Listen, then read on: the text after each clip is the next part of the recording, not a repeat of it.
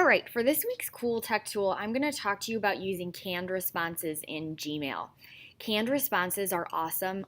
They save you so much time, especially if you feel like you are sending the same email over and over again with the same subject or the same content. It's really going to help to save you some time and be more efficient in your emailing. What you need to do is go over here to your settings and click on settings.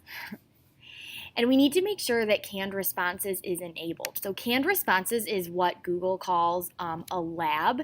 And it's just something, as it says up here, that they're testing. It could change, break, or disappear. But I've been using canned responses for a couple years now, and I think it's a feature that they're sticking with, so I don't imagine it going anywhere soon. You can see that I already have it here listed as an enabled lab, and actually if you take a second to scroll down, there are some really cool labs that you can try out. And all you need to do is click enable. Now, if you don't see canned responses as an option, you can go ahead and search for it here, and it'll pop up. All you need to do is just click enable, and then click save. And once you do that, you'll now have it as an option for when you go to write an email. The first thing you're going to do is you're going to click compose, just like you would any email. And if you go down here to the arrow at the bottom, you'll notice canned responses.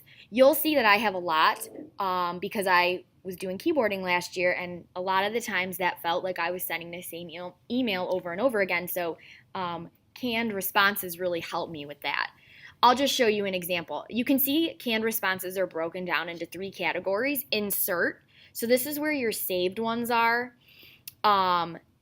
Same thing down here, but if you want to create a new one, you would just click new canned response, and then delete if you want to delete a canned response. So let's say I want to insert a canned response. That's all you have to do.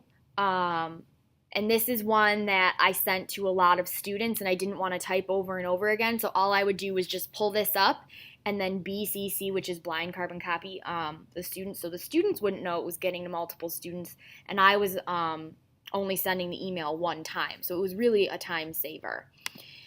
Let's say you want to update a canned response that you've done previously. So I picked the same one, but now this time progress needs to be seen by October 27th. All I'm going to do is, remember, this one is called Keyboarding Session Students. I'm going to go back to Keyboarding Session Students, and it's going to ask me if I want to overwrite my saved canned response. Am I sure I want to proceed? Yes. So then all that did was just update this one that I had before. Now, if I want to create a new canned response, let's say you realize that you want to update parents on something going on in the classroom. So you could just call this one parent update.